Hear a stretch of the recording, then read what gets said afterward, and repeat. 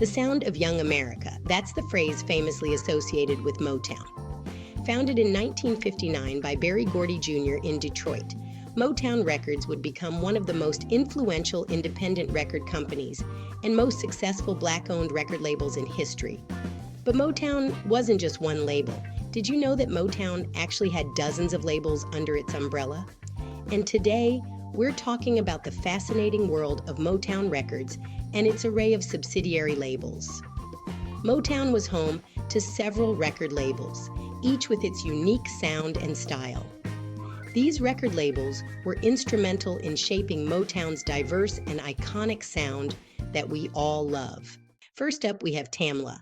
Tamla Records was founded by Berry Gordy in 1959 with an $800 loan from his family.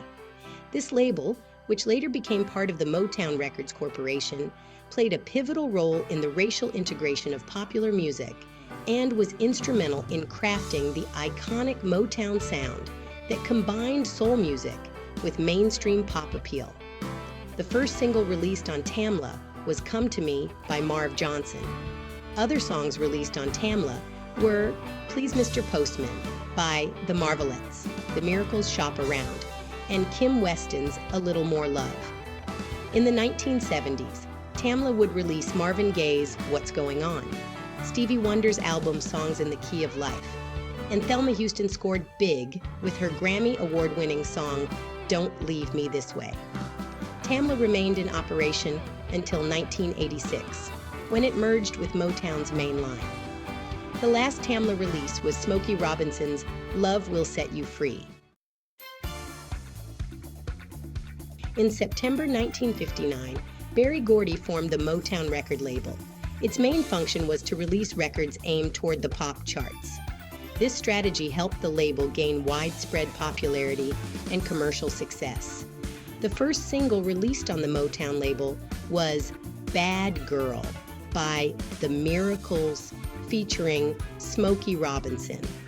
Some of the chart toppers on Motown were The Supremes' Stop in the Name of Love, and the Four Tops' I Can't Help Myself.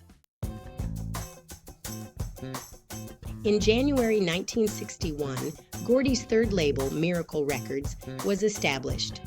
Envisioned as a counterpart to Tamla, it featured a lineup of unique artists overseen by Gordy's wife, Ramona Gordy Lyles, who also released a song of her own on the label under the name Little Eva and her band. The label played a role in launching the career of future Motown act The Temptations. However, Miracle Records had a brief existence and was rebranded as Gordy Records in 1962 to avoid confusion with the Motown group, The Miracles. Gordy Records, created in March of '62, primarily focused on R&B. Over time, the label began to incorporate heavier funk and disco influences. This allowed Gordy Records to stay relevant and adapt to the changing musical trends. Earlier acts included The Contours and Edwin Starr. Acts like High Energy, Rick James, Tina Marie, and DeBarge contributed to the success of the Gordy label in the late '70s and '80s. In June of 1962, Berry Gordy debuted his fifth label, Melody Records. Its original purpose was to release R&B and pop records that didn't fit on his other labels. The first single on Melody was Dearest One by Lamont Dozier, followed by Mind Over Matter by the Pirates, who were actually the Temptations, and You'll Never Cherish a Love So True by the Vells, who went on to become the Vandellas. Due to the label's lack of success, Gordy turned it over to Al Klein, giving him full control. Klein then gave the roster a makeover and rebranded the label to target a country and Western market.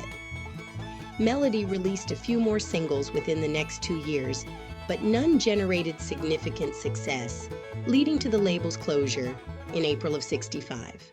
Divinity Records was one of Motown's lesser-known ventures. Berry Gordy Jr. launched it in 1962 as a dedicated gospel label, aiming to tap into the spiritual music market. George Fowler, a Motown writer, producer, and organist, was tasked with running the label, and the first release was That's What He Is to Me by the Wright Specials. Despite the potential, Divinity Records only released 4 singles before it folded in late 1963. Stay tuned for part 2.